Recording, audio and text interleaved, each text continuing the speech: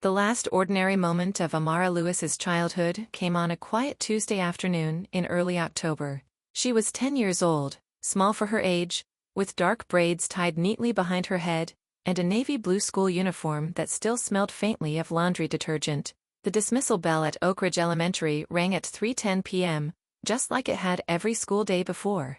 Children poured out of the building in loud, careless clusters, laughing and shoving, backpacks bouncing against their shoulders. Amara walked alone, as she often did.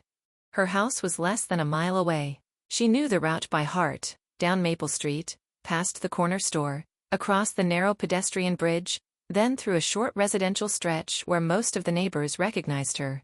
Her parents had practiced the walk with her dozens of times. She knew not to talk to strangers. She knew to go straight home. At 3:42 p.m., a neighbor's security camera captured the last confirmed image of Amara Lewis alive and free. She was walking past a row of houses, head slightly down, adjusting the straps of her backpack. 2 houses ahead of her lived Evan Turner, a 30-year-old man who had been part of the neighborhood for years. Evan was invisible in the way only certain people are, not disliked, not particularly liked either. He waved occasionally, he kept his lawn trimmed, he worked odd jobs and kept strange hours, but no one ever complained. Parents remembered him helping carry groceries once or twice. He was quiet, polite, forgettable.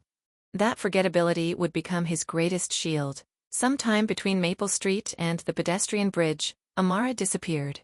By 4:30 p.m., her mother Rachel Lewis began to feel something was wrong.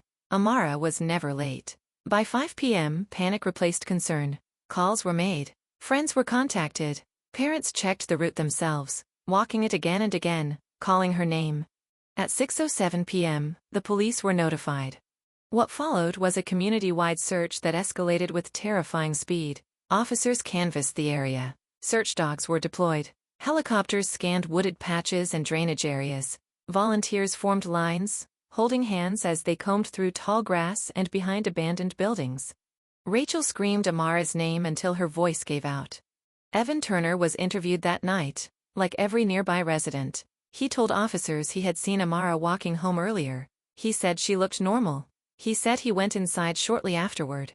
Nothing about his statement raised alarms. No witnesses reported seeing a struggle. No screams were heard. There was no backpack found discarded, no clothing, no sign of violence. It was as if the child had vanished into thin air. For days, the town lived in a state of suspended horror. Amara's face appeared everywhere: flyers on streetlights, grocery store doors, church bulletin boards. News crews camped outside the Lewis home. Rachel and her husband Daniel pleaded on television, voices breaking, begging for their daughter's safe return. Police pursued every lead. Tips flooded in from across the state. Sightings were reported at malls, parks, bus stations. None confirmed. A man was briefly questioned in another county. A woman claimed to have psychic visions. A convicted offender living miles away was investigated and cleared. Weeks passed. Then months. The case slowed, not because police stopped caring, but because there was nothing solid to chase. Amara Lewis became another name added to a growing list of missing children whose cases haunt departments long after the headlines fade. For Rachel and Daniel, life became something to endure rather than live. Their home was frozen in time. Amara's room stayed exactly the same. Her shoes remained by the door. Her school artwork stayed taped to the fridge. Birthdays passed without celebration. Holidays became unbearable. Eventually, the search teams stopped showing up. The flyers yellowed and peeled away. People stopped asking for updates because they didn't know what to say anymore. 3 years after Amara vanished, the family moved to a smaller town. Not because they gave up, but because staying was destroying them. What no one knew was that Amara was still alive. She was trapped inside Evan Turner's house, less than half a mile from where she had disappeared. From the first moment he lured her inside, claiming he needed help retrieving something and that her parents knew, Amara's life became defined by fear. Evan isolated her completely. Windows were covered. Doors were reinforced. Noise was forbidden. He controlled everything. He decided when she ate, when she slept, when she spoke, when she was allowed to cry. Over time, he stopped calling her Amara. He gave her a new name and punished her when she used the old one. He told her lies about her parents, that they hadn't looked for her, that they'd moved on, that no one wanted her back. The abuse was not just physical, it was psychological, relentless, designed to break her sense of self. He erased calendars, he forbade mirrors, he corrected her memories when she spoke about her past. Slowly, her world shrank to the walls around her. Years passed. Amara grew taller, thinner, quieter. Somehow, despite everything, a part of her survived.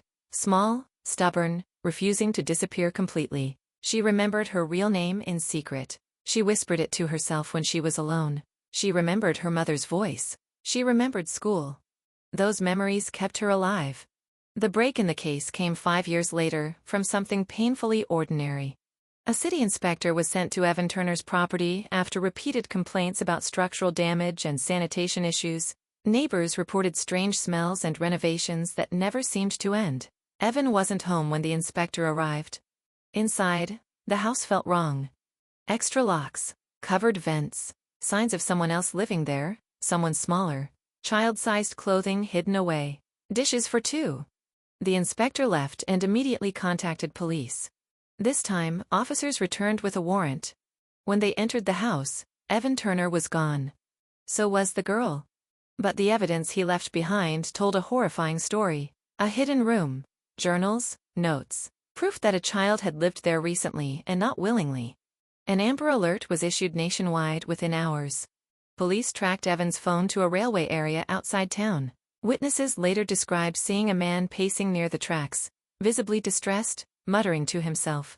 Before officers could reach him, a train approached at full speed. Evan stepped forward. The impact was fatal. Inside his abandoned vehicle, police found directions, cash, and items belonging to Amara. Less than a day later, a patrol officer spotted a disoriented young girl near a rest stop several miles away. She was dirty, exhausted, and terrified. She didn't know her name at first. When asked where she lived, she said nothing. When shown her missing poster, she stared at it in silence. Then she whispered, "That was me, a long time ago." The reunion with her family was not immediate or easy. Amara didn't recognize her parents at first. She flinched at touch. She struggled to trust. Years of control and fear had left deep scars. Rachel didn't rush her. She sat on the floor, spoke softly, waited. When Amara finally reached out, when she finally allowed herself to be held, the room broke open with grief and relief so intense it left everyone shaking. Recovery was slow. Therapy took years. Healing wasn't linear. Some days were hopeful, others were unbearable.